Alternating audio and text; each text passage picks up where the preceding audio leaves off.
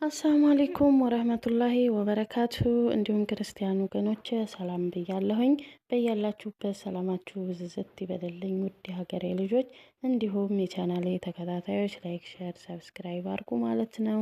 እንዲሁም ቤተሰብ ያልሆናችሁ ደግሞ ሰብስክራይብ በማድረግ የደወል ምልክቷን በማጥቆር ቤተሰብ እንሆን እላለሁኝ።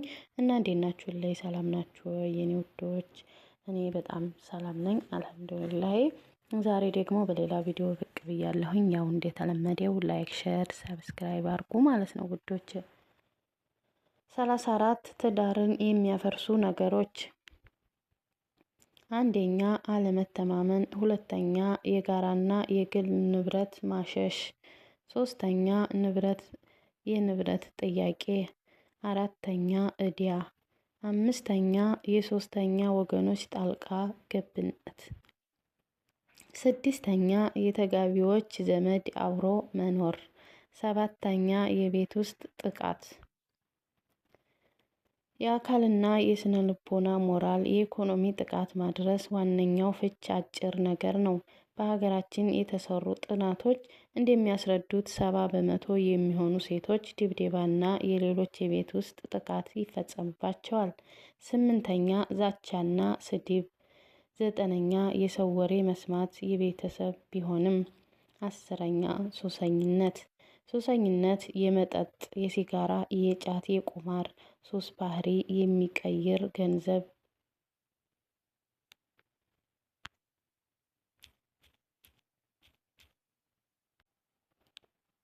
ቁማር ሱስ ባህሪ የሚቀይር ገንዘብ የሚያባክን ራስን የሚያስጥል ለቤተሰብ ችልተኛ የሚያደርግ በመሆኑ ፍች አጭር ነው። 11ኛ ጊዜ አለመስጠት። 12ኛ የኑሮ ውድነት ቤተሰብን ለማስተዳደር ወጪዎችን የሚሸፍን ገቢ አለመኖር። ዝሙት። አንደኛው ተጋቢ በትዳር ላይ ከሌላው ሰው በግልጽም ሆነ በድብቅ ፍቅር ውስጥ መግባት ወይም ወሲብ መፈጸም።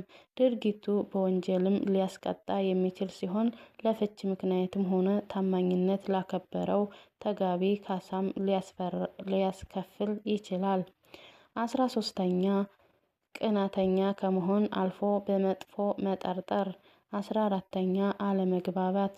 15ኛ ትምክህተኝነት፣ አለመከባበር የትዳር ጓደኛን መቅናት በተለይ በትምህርት፣ በሀብት፣ በእውቀት፣ በብሔር፣ በቋንቋ ልዩነት ሲኖር ፍችን ያጭራል። ጊዜያዊ ስልጣን፣ ውበት፣ ትምህርት፣ ሀብት፣ ዝና ለትዳራቸው ሰይጣን የሚሆንባቸው አሉ። 17ኛ የጤና ችግር፣ ክፉና ደጉን ችግርና ደስታውን ችሎ በትዳር ለመዝለቅ አለመቻል።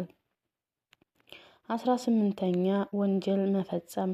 አንደኛው ተጋቢ የወንጀል ክስ ቀርቦበት ጥፋተኝነቱ ተረጋግጦ እስራት ተፈርዶበት ለረጅም ጊዜ ወይም በተደጋጋሚ መኖሪያ ማረሚያ ቤት ሲሆን፣ እንዲሁም ከወንጀል ቅጣቱ በመሸሽ ሀገር ወይም አካባቢ ጥሎ ሲሄድ የጋብቻ ግዴታውን መወጣት ስለማይችል ብዙውን ጊዜ ወንጀል መፈጸም የፍች ምክንያት ይሆናል። 19ኛ አለመቻቻል፣ በትንሽ ነገር ቁጡ መሆን፣ መጠላላት፣ ለመተያየትም አለመፈለግ፣ መሰላቸት፣ ትዳር የሚሰለቻቸው አሉ። 20 ልጅ ለመውለድ አለመቻል ወይም መካንነት ለብዙዎች ለፍች ምክንያት ይሆናል። 21ኛ ስንፍና፣ አንደኛው ተጋቢ ለትዳሩ ብዙ አስተዋጽኦ የሚያደርግ በሌላኛው ላይ ጥገኛ የሆነ ሲመስል በቤትና በልጆች አስተዳደር የሚያደርገው አስተዋጽኦ አነስተኛ ሲሆን ለቤተሰቡ ግዴለሽ ሲሆንና ትጋት ሲያንሰው። 22ኛ ከትዳር ውጭ የጋብቻ ፊትም ሆነ በጋብቻ ዘመን የተወለደ ልጅ ሲኖር። 22ኛ ከትዳር ውጭ ከጋብቻ በፊትም ሆነ በጋብቻ ዘመን የተወለደ ልጅ ሲኖር።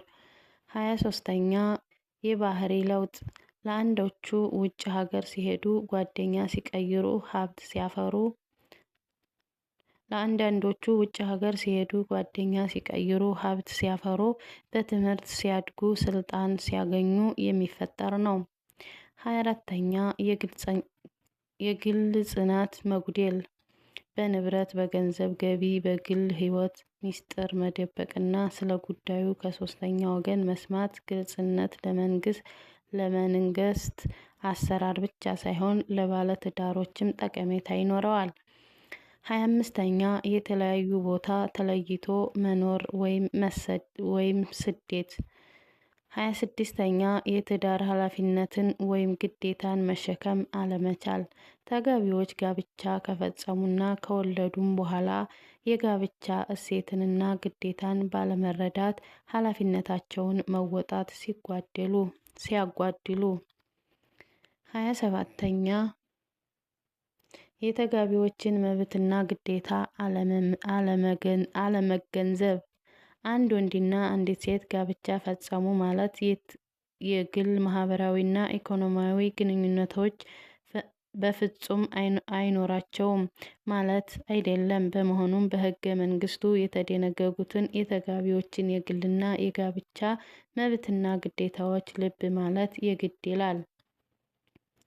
28ኛ በስራ ባህሪ ምክንያት አንደኛው ተጋቢ ሌላኛውን ተጋቢ ስራ አልወደድኩትም አንደኛው ተጋቢ የሌላኛውን ተጋቢ ስራ አልወደድኩትም ማለት ስራውን እንዲተው መፈለግና አለመግባባት።